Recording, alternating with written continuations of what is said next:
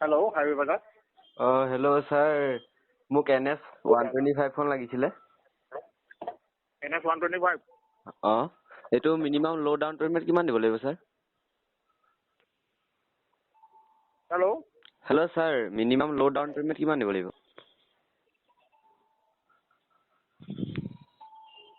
Hello' hello' sir, ল' down payment কিমান দিব লাগিব?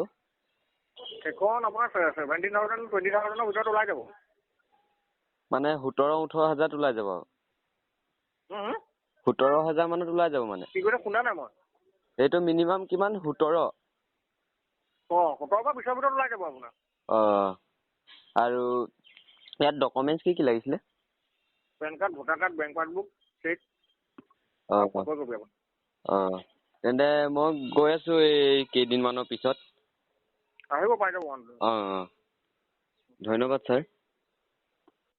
আপোনালোকে পেন কাৰ্ড, ভোটাৰ ID আৰু বেংক পাছবুক আৰু চেকখন দিলে আপোনালোকে লৈ যাব পাৰিব যোৰহাট শ্ব'ৰুমত, হাইৱে বাজাৰত। আৰু ডিছক্ৰিপশ্যন বক্সত আপোনাৰ কণ্টেক্ট নম্বৰ দিয়া থাকিব শ্ব'ৰুমৰ, আপোনালোকে গৈ কণ্টেক্ট কৰিব পাৰিব। আৰু ভিডিঅ'টো ভাল লাগিলে like, comment, share and subscribe কৰিবলৈ নাপাহৰিব। আগলৈ মোৰ ভিডিঅ' পাই থাকিব।